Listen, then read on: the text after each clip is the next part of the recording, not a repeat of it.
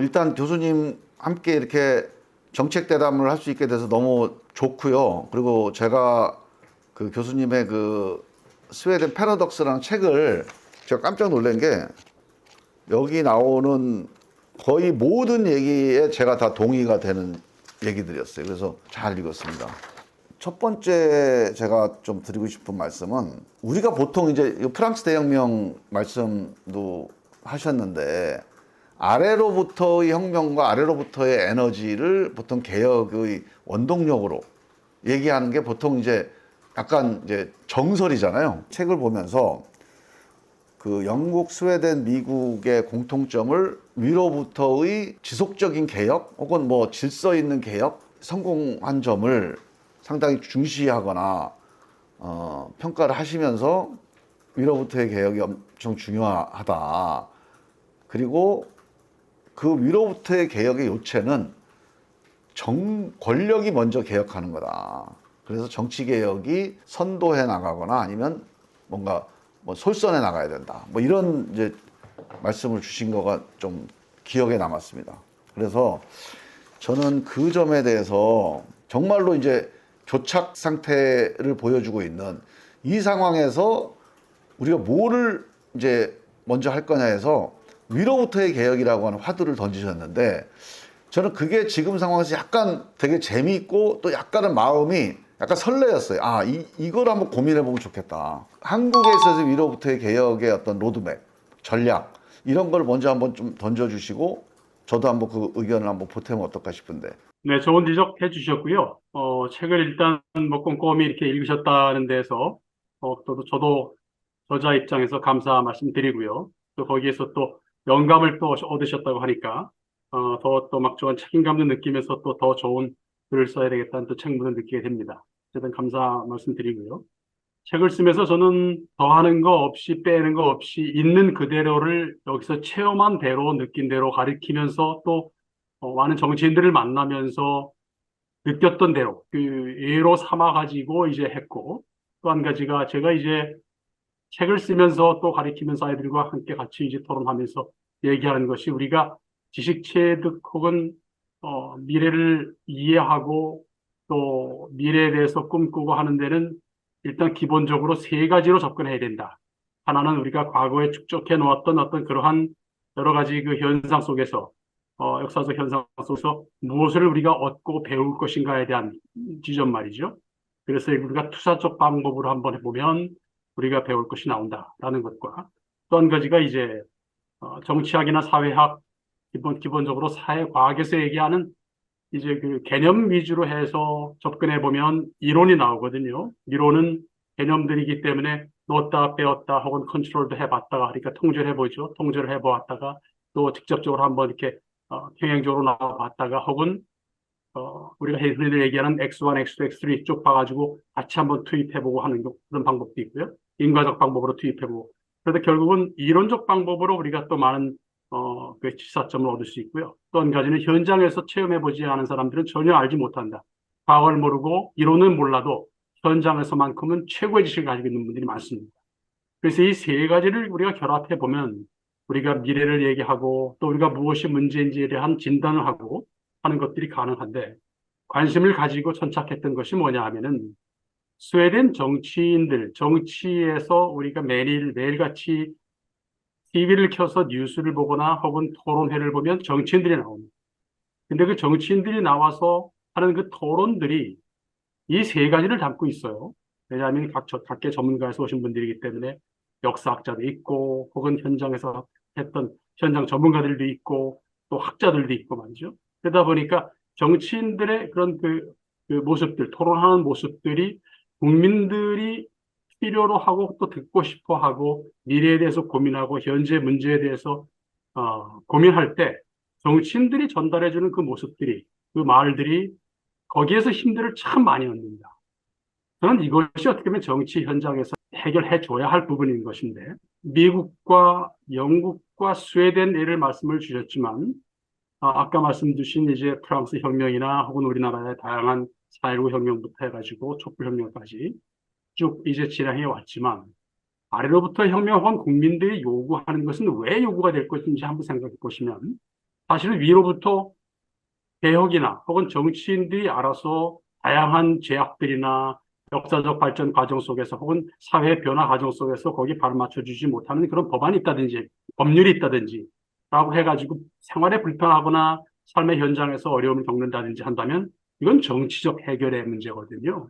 꼭 위로부터의 혁명 혹은 위로부터의 개혁이라는 말이 필요 없이 정치가 알아서 문제들을 국회에 끌어안고 들어가서 국회에서 토론해 주면서 해결책을 찾는 것이 그것이 곧 위로부터의 개혁과 어떤 그 혁명의 모습이지 꼭 그것이 뭔가를 다 내려놓고 혹은 특권을 버리고 그 자체도 중요하지만 중요한 것은 정치적 해결 능력인 것 같습니다. 모든 갈등이라고 하는 것, 또 매 주마다 나가가지고 요구하는 것이 뭘까요? 결국 정치가 끌어안아서 정치가 해결해 줘야 하는 부분인데 이것을 정치가 안지 못하고 끌어안지 못하고 정치인들은 도리어 거리로 나옵니다. 전 거기에서 좌절감을 느낀 것이죠. 정치인들의 있을 자리는 상임이고 정치인들이 있을 자리는 국회 본회의다. 거기에서 국민들이 필요하고 국민들이 요구하는 것들 무엇이 정말 어떤 변화를 목말라 하는지에 대한 것은 정치인들이 신문을 보고 또 지역구에 나가시고 아시잖아요. 사실 다 아시는데 그것을 국민들이 체감할 수 있는 변화에 혹은 그런 모습들이 안 보인다는 것이죠. 저는 그것이 제일 안타까운 부분이고요. 책을 쓰면서 어떤 마음이었냐면 그 스웨덴에서의 그 하루하루의 그 생활이 말이죠. 학교에 나가고 일어나서 식사해서 학교 나가고 그리고 나서 이제 동료 교수를 만나고 또 세미나를 하고 또 다양한 정치인들이 와가지고 또 같이 이제 학생들과 혹은 특강을 하고 하는데 이 삶 가운데서 전 느낀 것은 스웨덴이라는 사회 혹은 북유럽 혹은 독일까지 포함한 이 북유럽 국가들이 의 모습을 보면 평등 사회, 내가 존중받는 사회라는 것이 느껴집니다. 그리고 내가 꿈꾸고 생각하고 또 계획하고 하는 것들을 노력만 하면 이룰 수 있는 또 실패하더라도 또 다양한 그 세대별 사다리에 의해서 제기를 할 수 있는 그런 기회들도 있고 말이죠. 그러니까 실패를 해도 실패를 두려워하지 않는다는 얘기죠. 그러한 기회들이 또 있고 말이죠. 또 한 가지가 처음부터 존 롤스가 얘기했던 것처럼 이니셜 스테이지라고 얘기하는 기본적으로 처음부터 시작할 때 조건이 다른데 그런 분들은 어떻게 해야 되느냐 하는 분들도 새롭게 시작하거나 혹은 흔히들 얘기하는 노멀 라이프를 할 수 있는 꿈꿀 수 있는 그런 것들이 있는데 그것은 어디에서 나올까요? 결국은 법률들입니다. 결국은 정치인들이 그걸 가지고 먼저 어떤 일들이 5년 후에 10년 후에 20년 후에 일이 벌어질 수 있을까?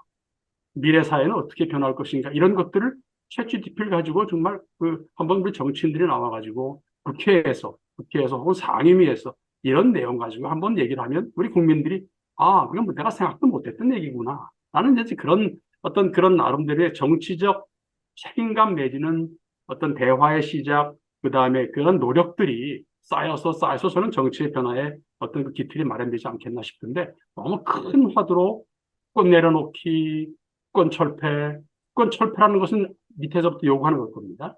내려놓기는 정치인들 중심으로 혹은 기득권을 가지신 분들이 스스로 이제 위로부터 스스로 이제 그것을 개혁 마인드를 가지고 내려놓는다는 것일 텐데 우리는 대개의 경우 내려놓기라기보다는 특권을 내려놓으라고 하는 명령, 국민 명령이라는 식으로 우리는 많이들 받아들입니다.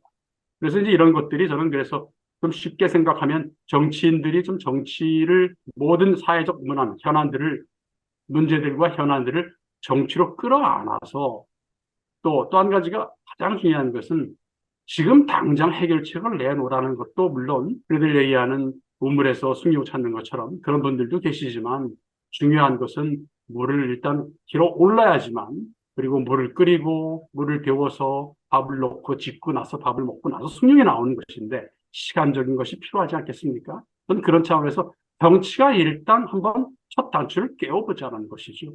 여야가 허심탄회하게 국가 현안에 대한 사회에서 갈등의 요소에 있는 것들 하나하나 짚어가면서 한번 대화로서 풀어보자는 그 모습들을 보여주면 국민들이 힘이 날 것이다. 저는 이런 생각을 하거든요.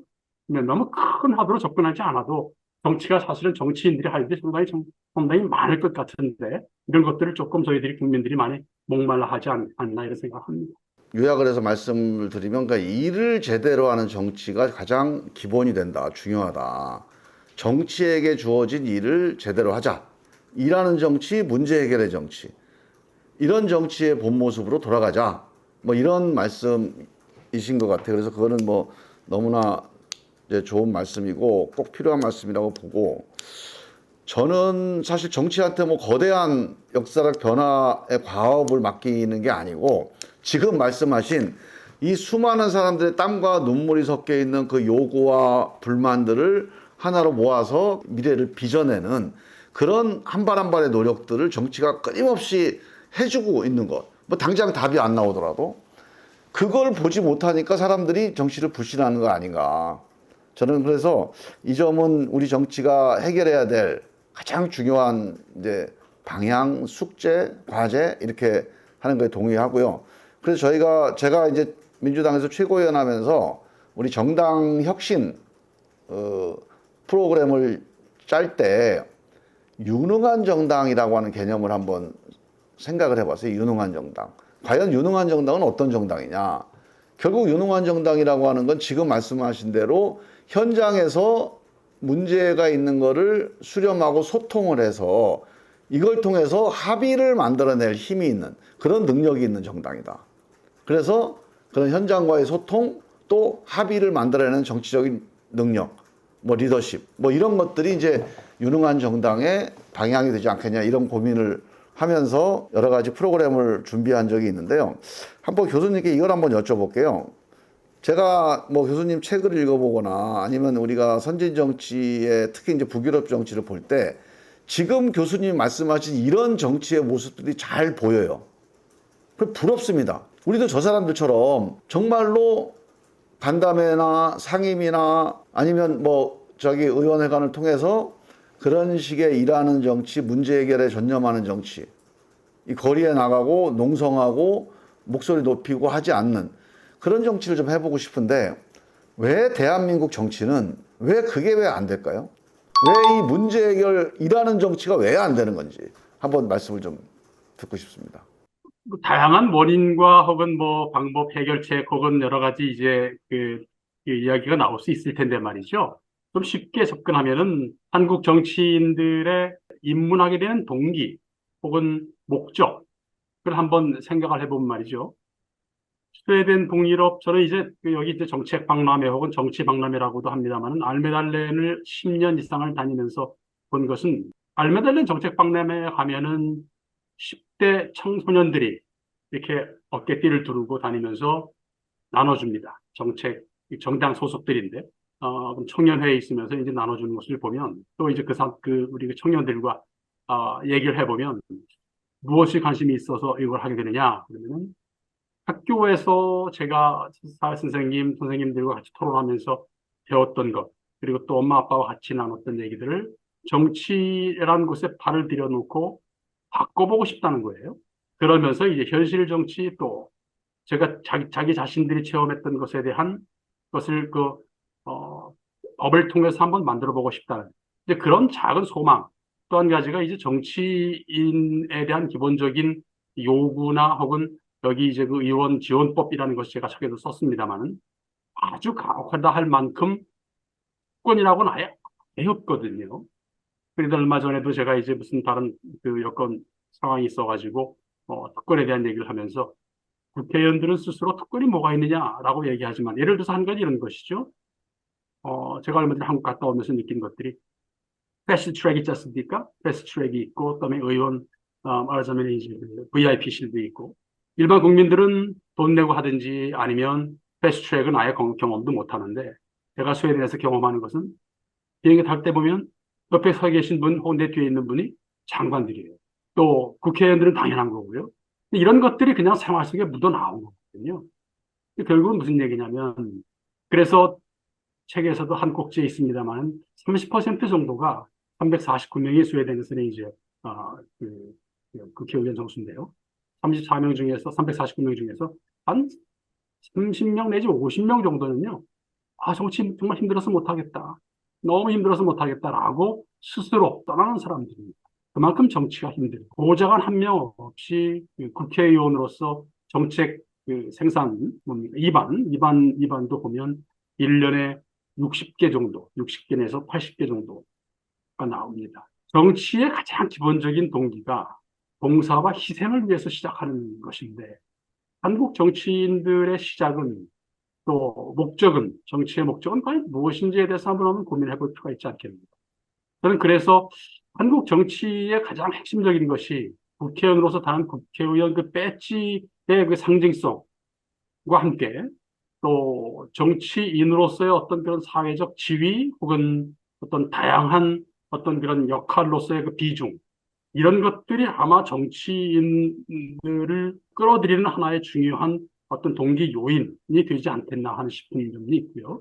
스웨덴 같은 경우는 말 그대로 정치 그러면 가서 봉사와 희생과 그다음에 많은 것을 내려놓고 국민들을 위해서 진짜 희생하는 것이라는, 희생이라는 단어를 달고 삽니다. 해서 말 그대로.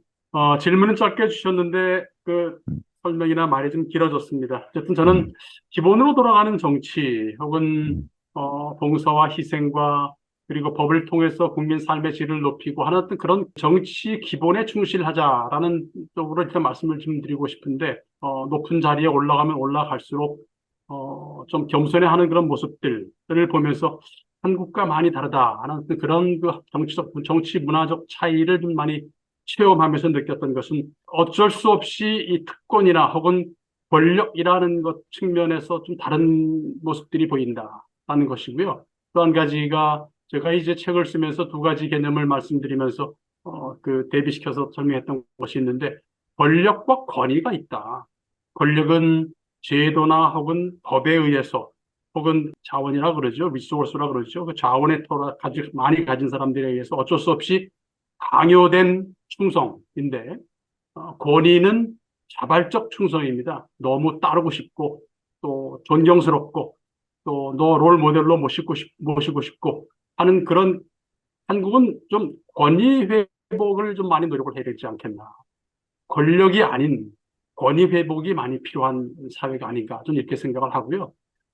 북유럽 정치에서는 권력으로 인해서 국민들이 따르고 존경하는 것이 아닌, 또 스웨덴 같은 경우는 의무 투표제가 아닌 국가 중에서 그 세계에서 가장 높은 투표 참여율을 보여주고 있는데, 바로 그런 지점이 권력이 아닌 권위의 정치가 뿌리를 내리고 있는 나라들이기 때문에 가능한 것이 아닌가, 저는 이런 생각을 해봅니다. 이 정치 동기가 봉사와 헌신에서 출발한다는 점이 이제 의미가 있다고 보고요. 사실 이게 이제 정치하는 사람의 기본인데, 정치는 이제 자기 권한 또는 자기 돈을 이용해서 하는 일이 아니기 때문에 실제로 본질 자체가 이제 봉사와 헌신에서 출발한다는 거에 전적으로 동의하고요. 그런데 이제 한국의 정치인들이 과연 그러면 자기 뭐 생계를 위해서 혹은 뭐 자기의 명예나 아니면 자기의 권력력을 위해서 정치를 할까?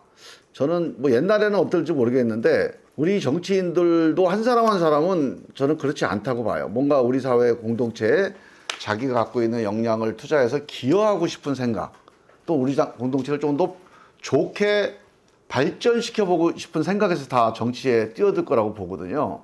그래서 동기에서는 어떻게 보면 좀 연결될 수 있는, 뭐 지금 말씀하신 이제 스웨덴 정치인들이 갖고 있는 그런 어떤 동기의 수준에 비해서 약간 약할 수는 있지만 방향은 거기서 출발을 하는데, 일이 꼬이냐, 왜 이게 스텝이 꼬이고 왜 망가지느냐. 우리 이제 정치에서 흔히 하는 얘기가, 멀쩡하던 사람도 여의도만 가면은 망가진다. 왜 사람이 저렇게 바뀌냐. 그 북유럽 정치인들 같은 경우는 이제 의회에서 투표할 때, 정책 사안이든 혹은 중요한 이슈든 어쨌든 투표할 때 정당 노선이라는 게 있고요. 또 개인의 어떤 그런 생각이 있을 텐데, 스웨덴 북유럽 국가들은 100% 공개 투표제입니다. 예를 들어서 이제 뭐 흔히들 얘기하는 검수완박법라고 했었을 때 누가 어디로 투표했는지가 다 나옵니다. 자, 그럼 한번 제도 한번 바꿔보죠. 한번 제안해 보십시오. 이 김 의원께서 한번 우리 양심 투표하자. 본인 소신대로 한번 투표해보자. 당에서 요구하는 어떤 그 정책 노선대로 투표하는 것도 중요하지만 본인이 가진 소신대로 할 수 있게끔, 또 그 소신을 가지고 했었을 때 한번 박수를 쳐주는 그런 문화 만들어 보자. 라고 해서 한번 시도를 해보십시오. 국민들이 엄청 좋아할 겁니다. 당론 투표를 강제하지 말고 네, 당론은 정하되 네, 그럼에도 불구하고 양심에 따라서 투표하는 그렇죠. 이런 정치 문화를 당에서도 한번 그거를 적극적으로, 네, 당이 추구하는 것은 이거지만 그 소속 국회의원들이 알아서 자기 소신껏 투표하시라라고 한번 해주신다면 저는 국민들이 엄청나게 큰 변화의 신호탄이라고 아마 받아들일 겁니다. 우리나라가 이제 그런 투표를 한 저 의원을 징계도 하고 해서 그 징계한 의원이 탈당한 적도 있거든요. 그 사실은 우리 헌법에 보면 양심에 따라서 의정 활동을 하게 헌법에 규정이 돼 있어요, 사실은. 그래서 당론이 양심과 일치하면 제일 행복한 거고 틀릴 경우도 있지 않겠습니까? 그럴 경우에 이제 이른바 강제 당론, 의무 당론 뭐 이런 개념으로 그거에서 벗어나면 헌법상으로는 보호받아야 되지만 당원, 당규상으로는 징계를 받아야 되는 뭐 이런 문제가 있어서 지금 교수님 말씀하신 그런 문제가 한국에서는 계속 고민입니다. 이 문제에 대해서 우리 의원들 사이에서 정당 개혁의 하나의 과제로서 기본적으로 권고적 당론은 유지해야 되지만 자기 소신이 분명하다면 자기 소신에 따라 투표할 수 있는 그런 정치 문화를 만들자. 뭐 이런 문제 제기가 계속 이루어지고 있습니다. 그래서 그런 노력을 한번 해보겠다는 말씀을 드리고요. 저는 아까 얘기한 문제 해결형 정치가 안 되는 이유가 결국 권력의 집중 때문이다. 저는 그렇게 해석을 좀 해봅니다. 특히 한국적 상황에 대한 해석인데 왜 그러냐? 아까 말씀드렸듯이 멀쩡한 사람도 이 여의도 정치에 들어오면 다 사람들이 이상해지거나 핏대 올리고 싸움하고 이렇게 돼버리는데 그 이유가 뭐냐면 이 사람들이 원래 그랬던 사람들도 아니고 그걸 원하는 것도 아닙니다. 그런데 지금 우리 정치는 권력이 한 군데 집중이 돼 있어요. 그러다 보니까 그 권력을 잡지 않으면 일을 못하게 돼 있는 거예요. 그러면 권력을 잡기 위해서 뭐 해야 되느냐? 선거에서 이겨야 되는 거예요.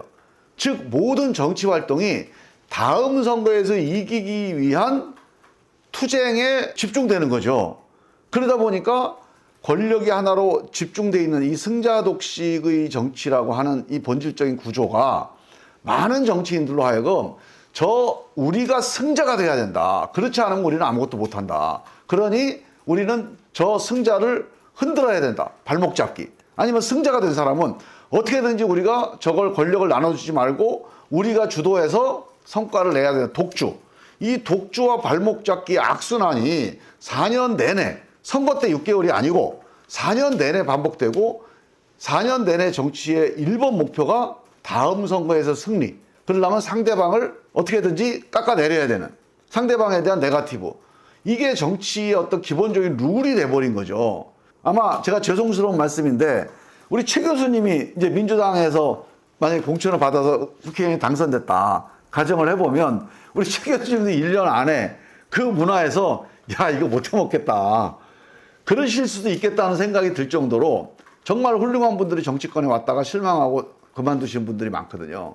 그래서 저는 이 승자독식의 정치 문화, 즉 분권, 권력의 분산 이걸 제도화시켜서 대통령 권력의 분산, 당대표 권력의 분산, 그리고 원내대표 권력의 분산 이런 권력의 분산을 이루어내지 않으면 결국 그 권력을 잡기 위한 싸움이 전부가 돼버리는 이런 정치 문화가 안 바꿔질 것 같다. 그래서 그런 점을 한번 우리가 고민을 지금 많이 해보고 그래서 선거법이라고 하는 이 화두가 이 정치개혁의 우선 화두로 지금 이제 다뤄지고 있는 거거든요. 이 점에 대해서는 교수님 어떻게 보시나요? 네, 저도 전적으로 그 부분에 있어서는 동의하는 바고요. 다시 말해서 일단 제도적 결함이 있습니다. 제도적 결함이 있고요. 제가 지난번에 아무 책에서도 썼죠.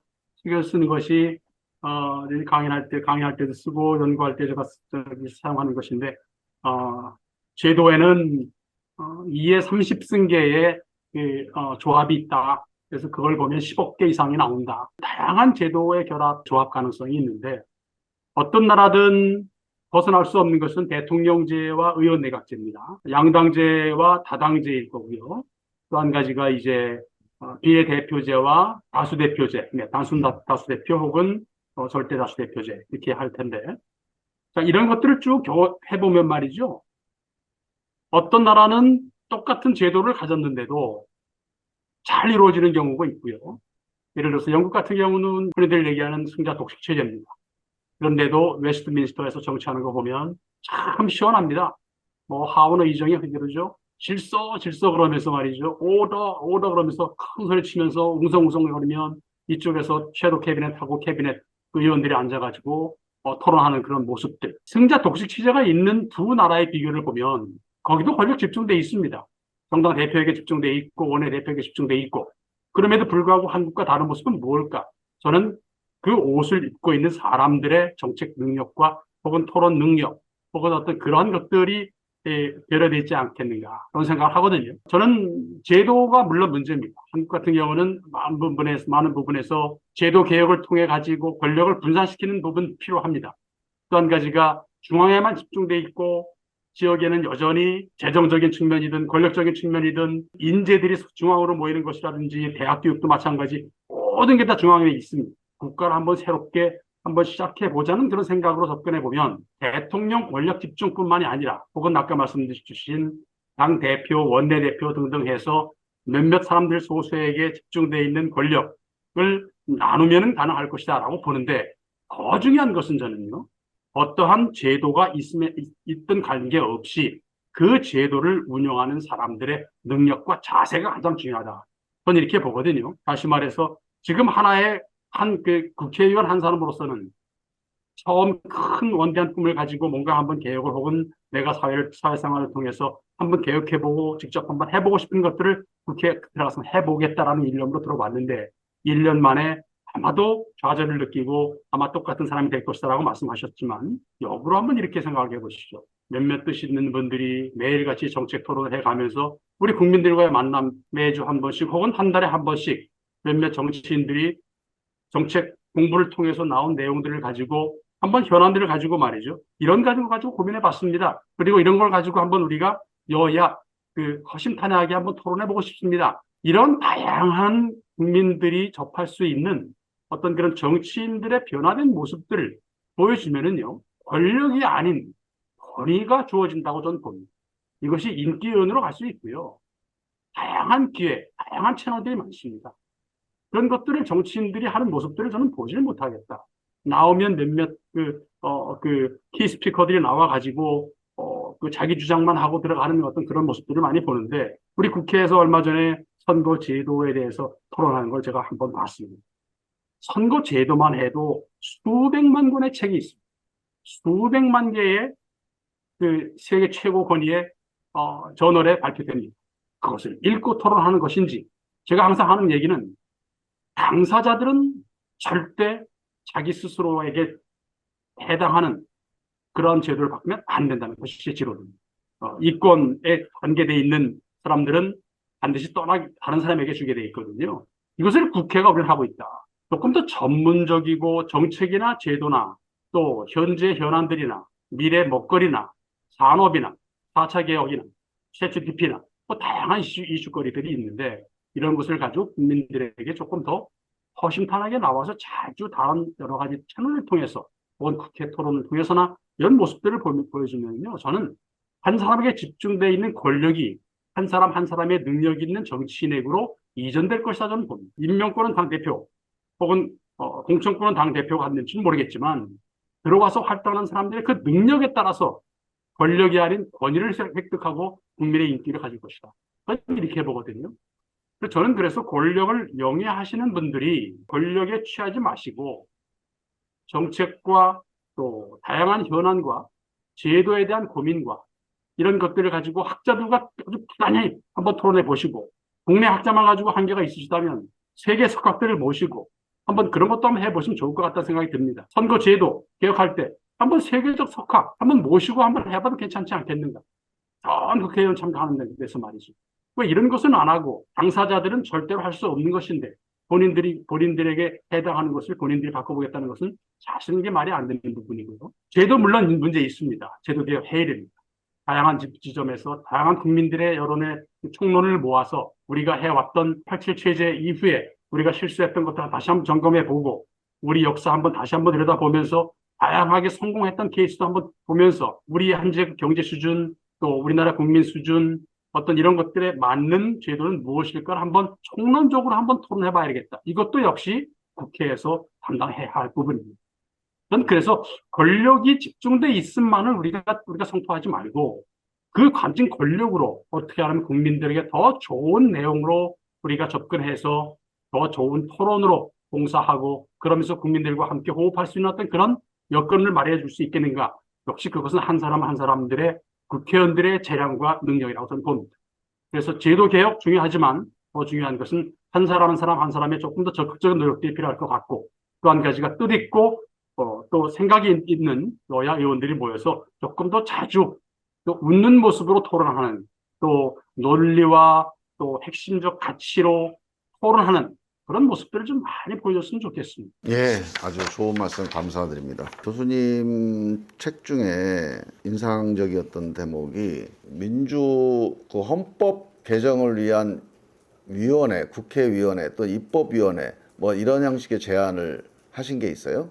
그래서 그게 이제 스웨덴 모델에서 이제 벤치마킹할 만한 걸로 제안을 주셨는데 저는 이제 정치개혁이라고 하는 그런 하나의 아젠다가 있고 또 예를 들어서 뭐 연금개혁 혹은 뭐 에너지 전환 거기 보면 외교안보 문제가 있는데 우리나라 같은 경우는 미중 충돌 상황에서 어떻게 우리 국가 전략을 어떻게 가져갈 것이냐 뭐 이런 굵직굵직한 주제들이 있습니다. 뭐 특히 이제 한국은 중요한 문제가 수도권과 지방의 격차와 양극화 즉 지방 소멸의 문제가 되게 심각해지고 있거든요. 그러니까 이런 문제들. 그러니까 지금 우리가 정치가 해결해야 되는데 사실은 이게 간단히 예산이나 법 한두 개 만든다고 될 일이 아닌 아주 근본적인 이해 충돌과 이해 조정이 필요한 문제들이 있습니다. 이건 사실은 좀 중장기적인 호흡을 가지고 오랫동안 수기하고 토론하고 조정해 가면서 사회적 합의, 민주적 합의를 만들어 나가는 이런 프로세스가 좀 필요한데 그 결국 정치가 해야 될 일인데 사실 이게 정치가 지금 직무유기를 하는 제일 큰 대목이에요, 사실은. 이거를 거의 안 하고 있습니다. 왜냐하면 당장 뭐 전세 사기가 문제가 됐다든가 아니면 뭐 주가 조작이 이러면 위원회가 열려서 뭐 토론도 활발하게 하고 대책도 내놓고 해요. 근데 지금 말씀드렸던 이런 뭐 대기업, 중소기업, 플랫폼 노동자들의 격차가 지금 거의 2분의 1도 안 되는 수준으로 이제 커졌어요. 자, 그러면 이런 문제를 해결하려면 법 하나 만든다고 되질 않고 또 법 만들 때 엄청난 이해 충돌 때문에 양보를 안 하고 자, 이거를 우리 정치권이 한번 해결할 수 있는 그런 플랫폼 역할을 해보자. 그런 제안을 주신 건데 저는 거기에 대해서 전적으로 공감하고 우리 정치가 한 5개가 됐던 7개가 됐던 정말로 임기를 넘어서서 논의가 이어질 수 있는 그런 위원회를 만들어서 뭐 한 3, 4, 한 5년, 한 10년 안에 이 문제를 좀 어떻게 해결을 해보자. 그런 계획표를 만드는 그런 노력들을 한번 해보면 어떨까. 이른바 중장기 국가 전략, 또 중장기 문제 해결, 여기에 대한 정치적인 어떤 대응 또는 해법이 필요하다. 뭐 이런 생각을 하게 됐습니다. 그래서 이 점에 대해서도 우리 교수님께서 이제 한국 정치에 대해서 조금 뭐 제안을 해주신다거나 아니면 조금 방향 제시를 해주시면 어떨까 그런 생각이 좀 듭니다.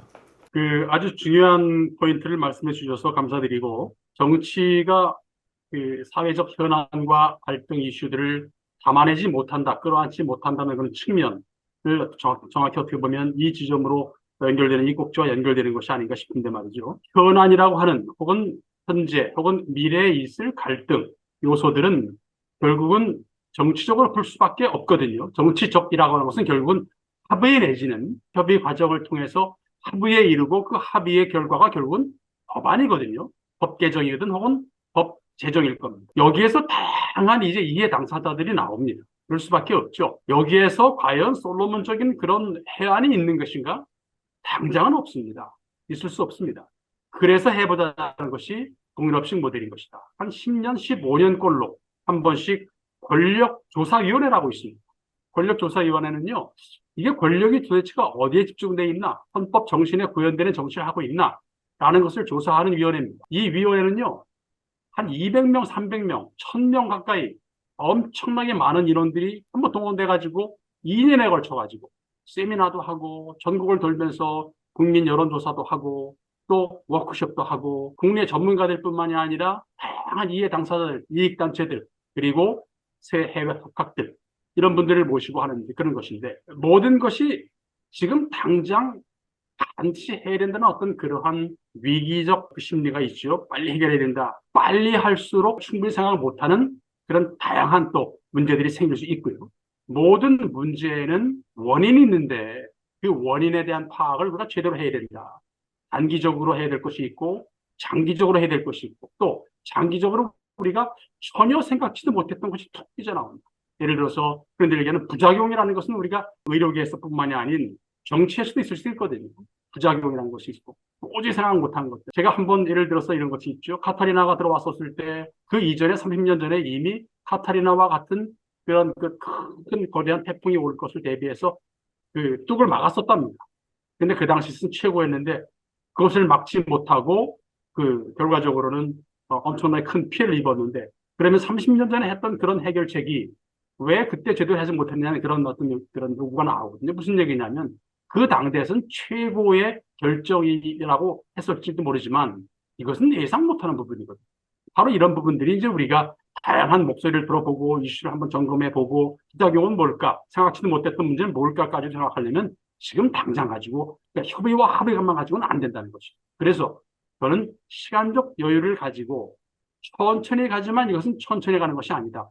어떻게 보면 빨리 가는 것이고 현명하게 가는 것이다. 조금 더 전문가들, 정치인뿐만이 아닌 학계, 그 다음에 현장 전문가들, 그리고 국민의 목소리까지 좀 다양하게 들어보시라. 이런 것을 하기 위해서는 모든 것이 이제 법으로 끝나는데 그 법은 나중에 문제고요. 법 절차는 나중에 문제고요. 그 과정에서 다양한 목소리를 담아내는 것이 중요하다고 봅니다. 그래서 이제 그것이 저는 상임위원회에서 하기가 힘드니까 상임위원회에서 다루는 것도 현안들이 워낙 많으니까요. 그래서 특별위원회 제도를 듣자는 얘기죠.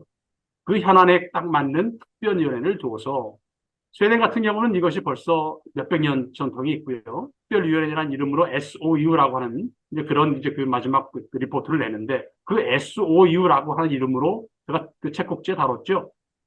시작된 것이 그 1918년부터입니다. 그러니까 벌써 이제 100여 년이 넘었는데 SOU란 이름이 아닌 의회 조사위원회라는 이름으로는 벌써 300년이 넘은 그런 제도입니다. 무슨 얘기냐면 왕이 뭔가 결정을 해야 되는데 전문가 한 사람만 얘기 들어보니까 이게 미심쩍은 거예요. 그래서 한번 그러면 전국적으로 한번 얘기를 들어봐라. 그리고 다양한 현안들을 세외에서 사례는 어떻게 지금 진행되고 있는지 한번 들어보자.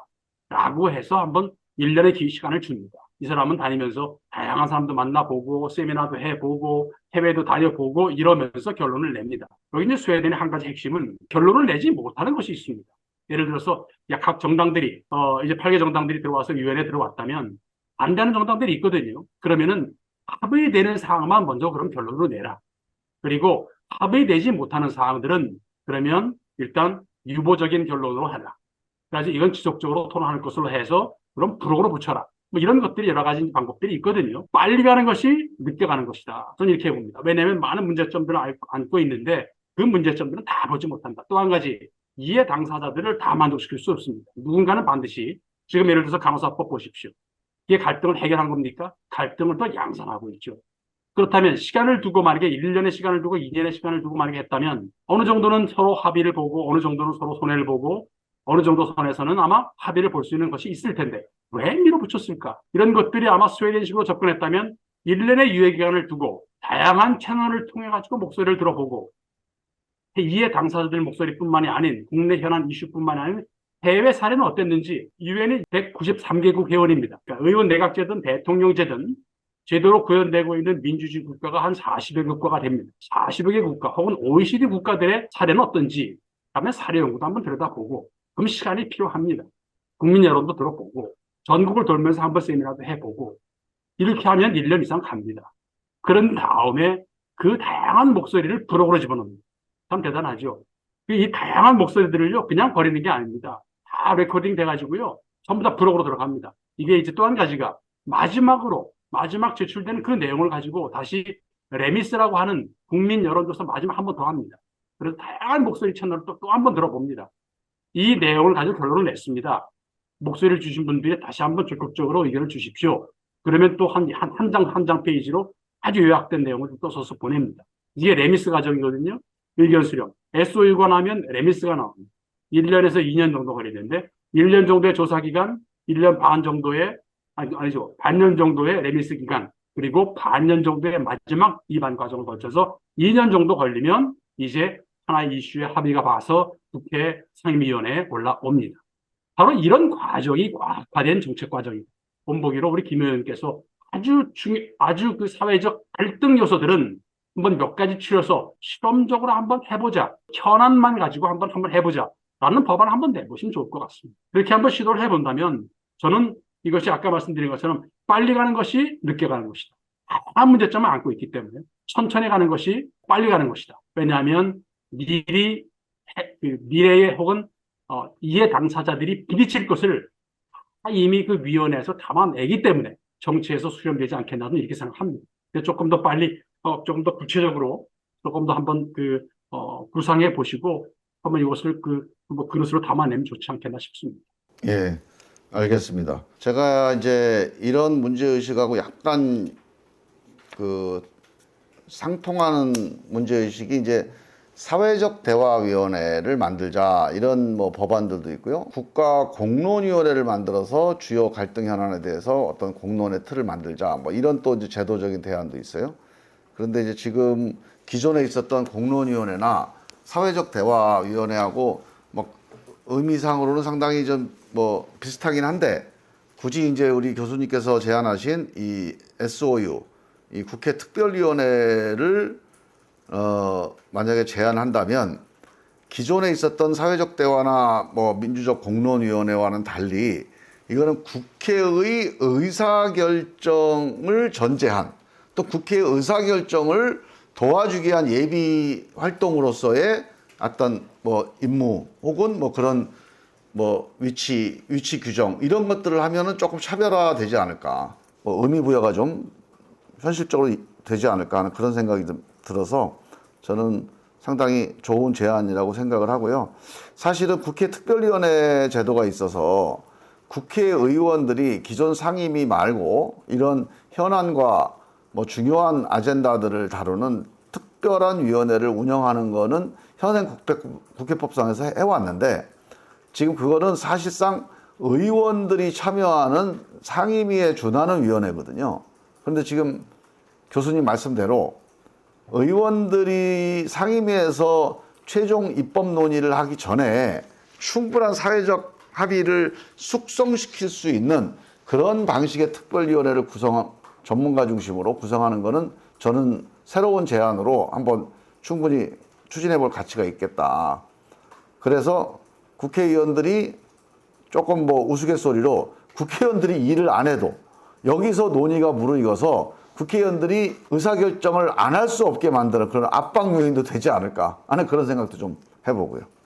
뭐 예를 들어서 또 한 가지 제안을 드린다면, 예를 들어서 이제는 해외에 있다 보니까 신문에서 이제 읽다 보면 이건 좀 빨리 한번 손을 좀 대야겠다는 부분이 정권 바뀔 때마다 혹은 정권과 관계없이 어쨌든 지금 우리 자라나는 우리 차세대들이 읽고 있는 역사 교과서에 어떤 그런 또 관점들, 첫 장에서 다룬 것이 각 나라마다 국가 운영할 때 6가지 위기가 있다. 그 중에서 첫 번째 위기 혹은 두 번째 문제 해결 현안들이 아이덴티티 문제다. 정체성의 문제다.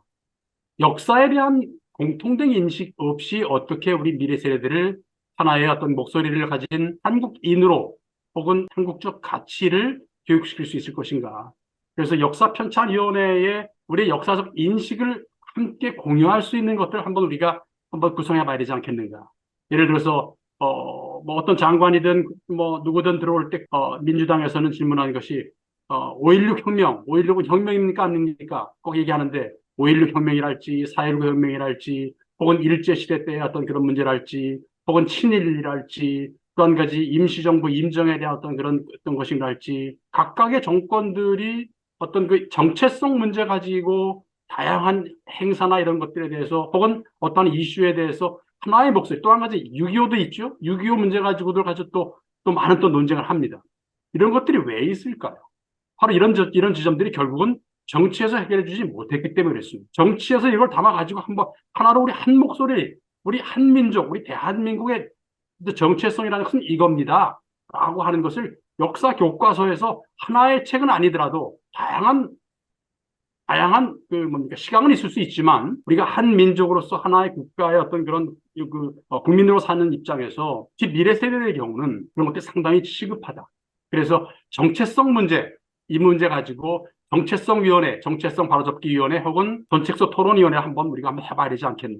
또 한 가지, 구한말부터 우리나라 역사 5천 년이라고 합니다. 근데 조선에서 우리가 넘어간 우리 대한제국에 대한 얘기는 전혀 없어요. 대한제국에 대한 역사평가, 외교권 박탈, 일사협약 이후에 우리 어떤 36년의 어떤 그런 치욕의 역사, 이런 것에 대한 합의가 없어요. 바로 이런 부분들이 우리 국민들이 갈등하는 요소 중에 가장 중요한, 어떻게 보면 우리가 A, B, C, D부터 시작하는 A부터 잘못됐다.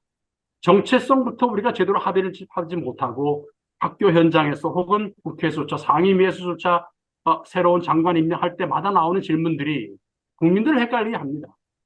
그렇다면 이게 정치인들 스스로가 모여서 이것을 한번 스스로 해결해 봐야 되는데, 이것을 하나의 어떤 중요한 어떤 잣대로서 평가하기 위해서를 던지는 질문은 아닌 것 같습니다. 이런 것들 좀 더 한번 좀 적극적으로 찾아서 한국이 안고 있는 다양한 문제점들을 정치인들이 찾아서 아마 한번 해결해 보려고 하는 어떤 그런 의지만 있다면, 저는 우리 국민들이 그런 노력들의 어떤 그런 모습들을 통해서, 감동을 통해서 이제는 우리가 권위를 가진 존경할 수 있는 정치인들이 많이 있겠구나 하는 어떤 그런 희망의 메시지를 보지 않겠나 이렇게 생각합니다. 국가 정체성위원회에 네, 대한 말씀을 제안을 주셔서 그거는 상당히 필요할 것 같은데 한번 저희가 잘 한번 논의를 네, 해보겠다는 말씀을 드리고요. 지금 한국 정치에서 하나의 또 뜨거운 쟁점 중에 하나가 이른바 이제 이 깨어있는 시민이냐 팬덤 정치냐, 이 쟁점이 하나 있어요. 그래서 이게 우리 교수님께서도 책에서도 이제 쓰셨는데 언젠가 온라인 당원 가입 운동, 가입 제도를 만들었습니다. 민주당이 먼저 만들었어요. 그게 문재인 대표 때 만들었는데, 그게 우리가 민주주의가 좀 발전하는 단계의 발전된 조치라고 우리는 생각하고 시작을 한 겁니다. 그래서 온라인 당원들이 대거 가입해서 참여를 활성화시키는 계기가 됐는데, 그 이후에 이게 이제 팬덤 정치라고 하는 또 쟁점이 생기면서 과연 온라인 당원 가입 제도가 과연 정당을 발전시킨 것이냐, 아니면 정당을 오히려 훼손시킨 거냐, 뭐 이런 논쟁이 지금 되고 있습니다. 궁극적으로는 이 민주주의의 가장 원동력은 결국 깨어있는 시민들인데, 이 깨어있는 시민들이 어떻게 형성되고 또 어떻게 활동하고 정당과 민주주의를 이제 끌고 갈 수 있는지, 이 점에 대한 고민들이 이제 우리 한국 정치의 중요한 주제가 되고 있습니다. 또 이제 그 과정에서 이른바 현재 나타나고 있는 팬덤 정치, 이게 왜 문제고 이걸 어떻게 또 해결을 해나가야 되는지. 팬덤 정치의 어떤 그 문제의 파괴력에 대해서 좀 고민을 좀 하고 있었습니다만, 핵심은 그거 같습니다. 민주주의에 우리가 논의할 때, 미국 민주주의, 영국 민주주의를 얘기할 때 다수와 소수의 관계를 얘기 많이 하지 않습니까? 특히 이제 네. 제임스 메디슨이 미국 헌법의 가장 핵심적 문제가, 권력이 그러면 형성되고 나면 권력에 쏠리기 때문에 그 다수가 이끄는 다수의 독재가 문제가 되지 않느냐라고 하는 것을 얘기하고요. J.S. 밀도 이 다수 독재를 어떻게 우리가 이걸 해결할 것이냐 문제를 얘기하면서 소수의 보호, 다수의 독재로부터 막는 소수의 보호인데, 지금은 어떻게 보면 반대로 소수의 독재를 걱정할 판이다. 다시 말해서 몇몇 안 되는 어떤 0.1% 혹은 1% 이하의 아주 적극적인 디지털 세대 혹은 디지털을 활용해서 정치적 기반을 가지고 활용하는 사람들의 어떤 영향력이 침묵하는 다수의 이익과 혹은 의견을 너무 앞선다는 그런 측면. 다시 말해서 조금 더 민주주의의 어떤 그런 기본적 가치와 개념에 대해서 다시 한번 좀 고민을 더 해야 할 부분입니다. 다수의 목소리를 가지고 이루어지는 것이 다수결 제도라고 해서 시작된 거지만, 다수결 제도의 문제는 역시 소수 49%가 일단 아까 말씀드린 승자 독식 체제에서는 어느 일정 기간 동안은 자기 목소리를 못 내고 있고, 더 큰 문제는 이런 소수의 보호, 이 극소수의, 다시 말해서 이제 흔히들 이제 소수자 그러면은 성소수자도 있고요. 또 그 인종 소수자도 있고요. 또 언어 소수자도 있고 또 장애 소수자도 있고요. 장애를 가진 분들. 소수자를 보호해 주는 것이 상당히 중요한 민주주의의 가치가 됐습니다. 근데 이제는 디지털 시대화가 되면서 디지털이 어떤 하나의 아날로그 시대를 지나가면서 이제 디지털 세대의 어떤 그런 다양한 문명의 이기들이 어떤 정치적 목소리를 내는데 중요한 채널이 되면서 또 한 가지 어떤 그 세력화의 어떤 그런 중요한 핵심적 요소가 되면서 많은 문제점을 낳고 있습니다. 그래서 저는 이제 이것이 역시 마찬가지로 정치에서 담아내야 할 부분입니다. 그냥 이름만 올라 있는 형식적 어떤 그런 그 당원이 아닌 실질적 당원들의 어떤 그런 역할들이 상당히 중요한 이제 그 시기인데 승자 독식 체제에서의 문제점과 마찬가지로 극소수에게 너무 많은 힘이 주어지거나 혹은 영향력을 방치하게 되면 민주주의는 훼손될 것이다. 그런 기본적 측면에서 고민해봐야 될 부분이다. 법으로 풀어내야 될 것 같고요. 정당 차원에서뿐만이 아니라 이것은 다시 말해서 소수자의 보호뿐만이 아닌 침묵의 다수의 어떤 그 철퇴를 가하거나 혹은 해악을 주거나 하는 부분에 있어서는 이건 분명히 법적 차원에서 또 한 가지가 댓글 문제도 한번 고민을 해봐야 되지 않겠냐는 뉴스핌을 보면서 느낀 것은 뉴스핌은 댓글이 없어요. 그래서 읽으면서 기자의 중간적 시각으로 쓴 내용을 본인이 읽고 이런 내용이구나. 여기에는 양면이 있겠구나. 라는 독자의 판단으로 남겨야 될 것 같은데 적극적인 어떤 그런 소통, 쌍방 소통을 중시하다 보니까 어떤 그런 그 댓글이 상당히 중요한 역할을 차지하다 보니까요. 어쨌든 중요한 것은 디지털 시대를 살아가면서 디지털의 문제점 혹은 다양한 부작용 같은 문제, 아까 말씀드린 잠깐 나눴던 거기 때문에 다시 한번 지적을 해본다면 이 부작용들에 대한 부분들을 저희들이 예상을 못했던 거라면 이것은 정당 차원뿐만이 아니라 전반적으로 한번 디지털리제이션, 그 디지털 시대에 살아가는 데 있어서의 디지털의 해악 혹은 문제점들을 한번 파악해보고 또 국민들의 삶의 질을 떨어뜨리는 것이 무엇이 있을까? 이런 부분, 또 권익을 침해하는 것이 무엇이 있을까? N번방의 어떤 문제점도 지금 그런 것도 있었습니다만. 그래서 요즘 같은 경우는 이제 뭐 또 한 가지 장점은 그거죠. 북아프리카의 민주화의 봄. 그 보면 소셜 미디어를 통해 가지고 모이거나 하는 그런 장점도 있는 반면에 단점은 역시 마찬가지로 우리가 한 사람 한 사람의 개인의 삶의 질을 보호해주고 또 권리를 보호해주고 또 프라이버시를 보호해주는 것이 민주주의인데 또 한 가지가 역시 침묵하는 다수가 훨씬 더 다수결 민주주의의 핵심적 가치인데 랜덤 정치라고 하는 극소수가 다수 위에 있다는 것은 민주주의의 문제라고 저는 봅니다. 디지털 시대에서 과연 그러면은 다수 위에 군림하는 극소수의 어떤 그런 독재는 우리가 어떻게 그러면 우리가 통제할 것이냐는 측면.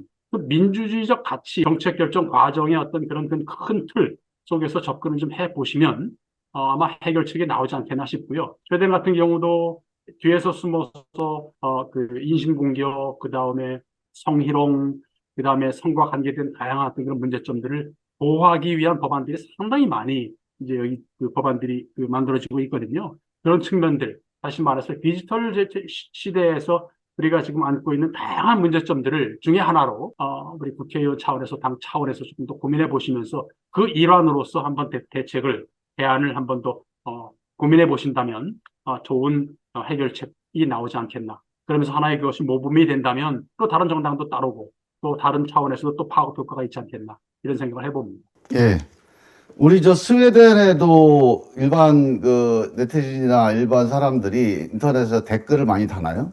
스웨덴은 전적으로 차단하고 있습니다. 네, 글쎄 말이에요. 신문에서 이게 댓글이 보지 못합니다. 네, 보지를 그러니까 못하고요. 인터넷에 있는 여러 사이트에서 댓글이 운영을 잘 안 하죠. 아예 허락을 안 하고요.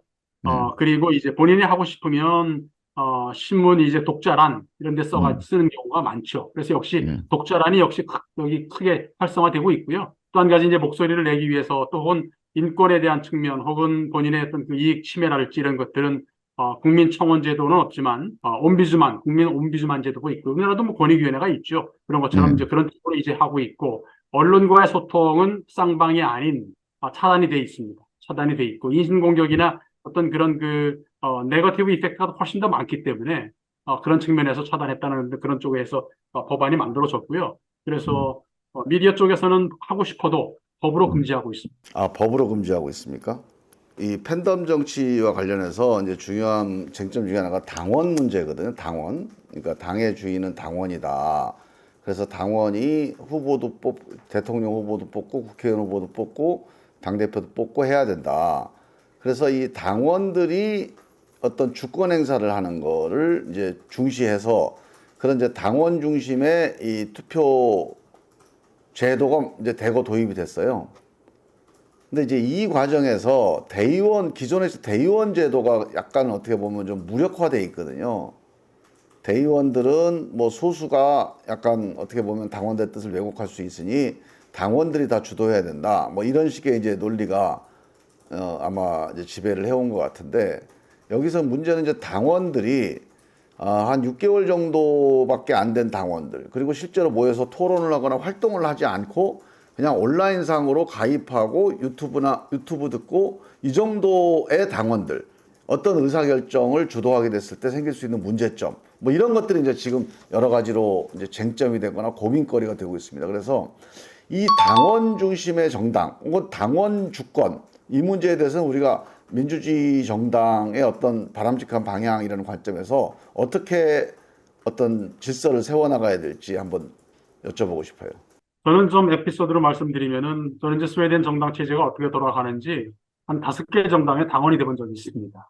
그래서 이제 당원이 돼가지고 당원이면 어떤 거를 받는지, 어떤 뉴스레터를 받는지, 그다음에 어떤 토론회에 참석할 수 있는 어떤 그런 계기들이 있는지, 그래서 5개 정당 한번 체험해 봤었었는데, 현안 이슈에 대해 것이 나오면 정치인들과 같이 한 토론 내용도 있고, 그다음에 또 이제 뭐 여름 캠프에 참여할 수 있는 자격도 있고 여러 가지 있습니다만은, 중요한 것은 이제 대의원을 뽑을 때 저희들도 대의원을 뽑을 때 지역 대의원을 뽑으면 그 대의원이 이제 그 마지막 당 전당대회에 마지막 할 때, 이제 당 대표 선출이랄지 이런 거 하는데, 역시 스웨덴 같은 경우는 디지털 부분을 상당히 많이 배제합니다. 스웨덴은 역시 선거는 종이 선거여야 된다. 라는 어떤 그런 기본적인 의식이 있고요. 그리고 디지털 부분은 그 철저하게, 일단 그 당 대표 선출이랄지, 그 다음에 선거랄지, 이런 부분 철저하게 배제하고 있습니다. 저는 그래서 그런 제안을 한번 드리고 싶습니다. 만약에 이것이, 급조된 그런 그 정당원들이 영향력을 미칠 수 있는 것이 문제라면은 다 같이 좀 합의를 봐서 적어도 2년 이상의 혹은 1년 이상의 지금 당장 할 때는 항상 문제가 대한민국에서 이제 우리 정당들의 문제가 뭐냐는 말이죠. 룰은 하나 있는데, 룰은 있는데 그 상황에 맞춰서 혹은 시대 변화에 따라서 우리가 이렇게 가야 된다 혹은 어떠한 후보를 위해서 더 좀 유리한 것으로 자꾸 바꾸려고 하는 노력들이 보여요. 그래서 일단 후보들 군이 지금 당장이 아니라면 항상 중요한 것은 말이죠. 지금 당장 하려고 하는 게 문제예요. 그럼 이번에는 지금 있는 걸로 그냥 합시다.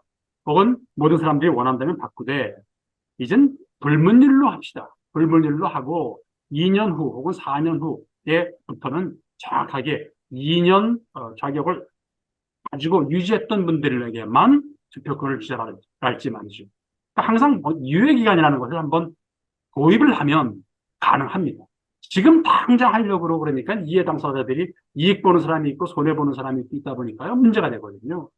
그래서 맞습니다. 유예기간이라는 걸 통해서 제도를 만들 때 항상 이번에는 그럼 예외 기정을 하든지 아니면 뭐 몇 퍼센트만 하든지 뭐 등등 해서 하고 한다든지 아니면 이번에는 그러면 1년으로 합시다. 6개월은 너무 짧고 1년으로 하고 다음부터는 2년으로 하다든지 아니면 4년 한 사람이 그 다음 4년 텀을 챙길 사람을 합시다. 그래서 4년 자격을 준다든지 이런 건 당 내에서 한번 논의해볼 그런 사항이라고 보고요. 반드시 개혁을 지금 당장 현재 1개월 후 혹은 6개월 후 혹은 이번 당장에 해당되는 그런 룰을 개정을 하지 마시고 유예 기간을 통해 가지고 그럼 언제부터 시행될 것을 가지고 한번 문제를 접근하면요 다 가능하거든요. 그러니까 저는 그래서 정당들의 핵심적 단점은 모든 것을 현재 기준으로 하려고 하는 것이 문제인 것 같아요.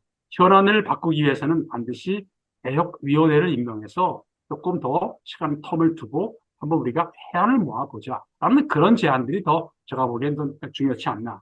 그래서 법안을 몇몇 사람들이 으쌰으쌰 해가지고 바꾸지 마시고 다양한 의견 들어보고 또 거기에서 한번 정말 제대로 나가기 위한 당내 민주화를 위한 정말 풀뿌리 민주주의가 우리 당내에서 한번 뿌리 내릴 수 있게끔 해보는 그런 다양한 방법들이 뭔지를 조금 더 근본적으로 접근하다 보면은요, 제가 보기에는 우리 정당들도 인정하는 북유럽 그 국가들의 정당 민주화 혹은 그 뿌리 깊은 100년 이상의 정당들이 나오지 않겠나 싶습니다. 예. 그 마지막으로 그 대의원과 당원의 차이, 왜 스웨덴에서 당원이 직접 선출을 안 하고 대의원을 통해서 하는지 우리 교수님께서 혹시 뭐 직접 민주주의는 결국은 스위스에서 시작된 겁니다만 다 모아서 할 수가 없으니까. 그래서 지역 대표들을 보내지만 지역 대표들은 역시 그 풀뿌리 민주주의의 기초이기 때문에 정당원들이 하나의 목소리 또 한 가지 게 있죠. 그럼에도 불구하고 대표를 뽑아서 하긴 합니다만은 중요한 이슈들에 대한 부분은 안건이죠. 안건 신청권은 있습니다. 그래서 중앙까지 가서 같이 참여는 못하더라도 그 건의안들은 다 있거든요.